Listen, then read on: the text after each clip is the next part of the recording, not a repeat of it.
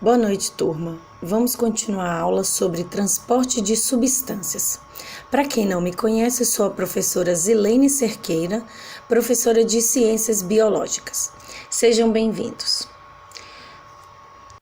Como foi dito na aula da semana passada, no transporte passivo, a passagem de substâncias através da membrana plasmática é a favor do gradiente de concentração. O que isso significa? Significa que o solvente passará da região de maior concentração de soluto para a região de menor concentração de soluto, e por isso não há gasto de energia, ou seja, o transporte de substâncias é passivo. Para você entender como isso ocorre na membrana plasmática, imagine que você esteja em um rio e a correnteza esteja suave, e por isso você pode deitar na boia e deixar a correnteza te levar até a beira do rio. É o que ocorre com as substâncias no transporte passivo. Elas atravessam espontaneamente a membrana plasmática, ou seja, sem gasto de energia. No entanto, no transporte ativo, onde há gasto de energia, é como se você tivesse caído da boia e nadado contra a correnteza para se salvar. Você gastará muita energia, certo? O mesmo ocorre no transporte ativo. A passagem de substâncias através da membrana plasmática será contra o gradiente de concentração, ou seja, da região menos concentrada de soluto para a região mais concentrada de soluto. Por isso, há gasto de energia, por isso o transporte de substâncias é ativo. Gradiente de concentração é a diferença de concentração de partículas de soluto entre duas regiões. A membrana plasmática, como você já sabe, ela é semipermeável, ou seja, ela apresenta permeabilidade seletiva. Isso quer dizer que ela permite a entrada e saída de algumas substâncias. Quando as substâncias atravessam a membrana plasmática espontaneamente, ou seja, sem gasto de energia, considera-se transporte passivo.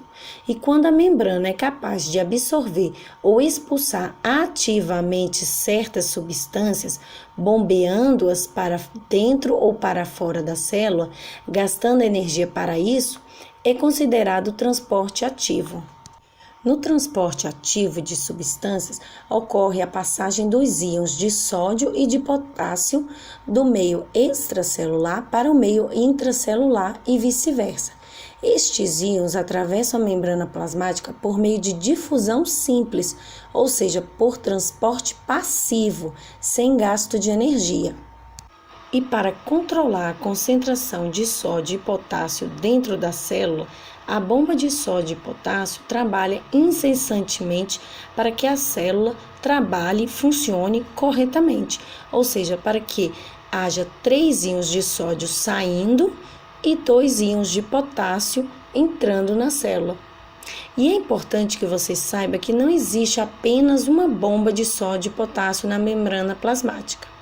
Há várias bombas por toda a membrana plasmática, e não só de sódio e potássio, como também existe as bombas de iodo, as bombas de cálcio. Todas são importantes para o bom funcionamento da célula, mas a que nós vamos estudar agora é a bomba de sódio e potássio. Enfim, as proteínas presentes na membrana plasmática atuam como bombas de íons, capturando ininterruptamente íons de sódio no citoplasma, que é dentro da célula, e transporta-os para fora da célula, enquanto na face externa da membrana plasmática, essas proteínas capturam íons de potássio do meio extracelular e transportam-os para o citoplasma, para dentro da célula. Por fim, esse mecanismo, esta bomba, controla a quantidade de íons de sódio e de potássio dentro da célula, pois estes íons passam pela membrana plasmática incessantemente por difusão simples para dentro da célula, como já foi dito. E por que existe essa diferença de íons de sódio e de potássio? Mais potássio dentro e mais sódio fora. Existe mais potássio dentro da célula para que ocorra diversos processos celulares, por exemplo, para que ocorra a respiração celular, a síntese de proteína, entre outras. E existe mais sódio fora da célula para o equilíbrio osmótico, porque se houver mais sódio e potássio dentro da célula, o solvente entraria em excesso na célula e ela se romperia, ou seja, ela morreria. Por isso é que deve bombear mais sódio para fora e trazer mais potássio para dentro da célula. Agora, como funciona esta bomba de sódio e potássio? Como o sódio sai e o potássio entra? Onde ocorre isso? É simples. Primeiro você deve saber que o bombeamento de íons consome energia da célula. E esta energia é fornecida às proteínas transportadoras pelo trifosfato adenosina, conhecida pela sigla em inglês ATP, que significa em português adenosina trifosfato. E em segundo lugar, você deve saber que as bombas de sódio e potássio estão na membrana plasmática, certo? Mas como tudo começa?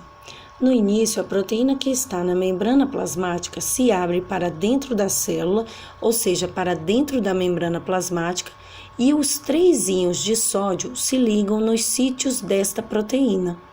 E para que ela tenha energia para transportar os 3 íons de sódio para fora da célula, um fosfato da ATP se liga na membrana plasmática e a ATP, que é a adenosina trifosfato, passa a ser adenosina difosfato, pois perdeu um fosfato para que a proteína transportadora ganhe energia e execute seu papel, que é capturar os íons de sódio para fora da célula e os íons de potássio para dentro da célula.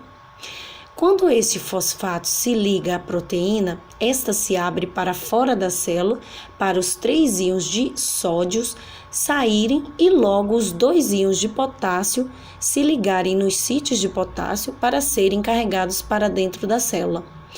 Quando o fosfato deixa de estar ligado à proteína transportadora, ela se abre para dentro da célula e os íons de potássio caem no citoplasma e assim por diante. Outra função da bomba de sódio e potássio é a diferença de carga que fica no interior e no exterior da membrana plasmática, sendo que as cargas positivas ficam fora da membrana plasmática e as cargas negativas ficam dentro da membrana. Por quê? Para que as suas células excitáveis, as musculares e os neurônios, trabalhem corretamente. Nas células musculares, para você contrair e relaxar os seus músculos. Quando você contrai o músculo, por exemplo, o braço, você inverte a polarização da célula, ou seja, o potássio sai e o sódio entra na célula. E quando você relaxa, a bomba de sódio e potássio age mandando o sódio para fora e o potássio para dentro da célula. Ou seja, ocorre a repolarização da membrana plasmática das células musculares. Ela volta a ser positiva fora e dentro negativa. Nas células nervosas, ou seja, nos neurônios, é para que ocorra o impulso nervoso. Ele só ocorre por causa da inversão da polaridade da membrana plasmática do neurônio. O neurônio é extremamente longo, alguns têm 1 metro de comprimento. A membrana plasmática do neurônio, a parte externa, tem cargas positivas e a parte interna, dentro da membrana, tem cargas negativas. Quando o estímulo chega, o impulso nervoso chega, o sódio entra porque as proteínas se abrem, possibilitando a entrada do sódio. E por isso a membrana celular fica com carga negativa fora e carga positiva dentro da membrana. Este processo chama-se despolarização da membrana plasmática. E por causa dessa despolarização da membrana, ocorre a propagação do impulso nervoso. Este percorre por todo o neurônio até chegar nas terminações nervosas do axônio e assim passar esta informação para o próximo neurônio. E enquanto se dá a propagação do impulso nervoso, a membrana plasmática volta a ficar positiva fora da membrana celular e dentro negativa, ou seja, ocorre a repolarização da membrana plasmática do neurônio.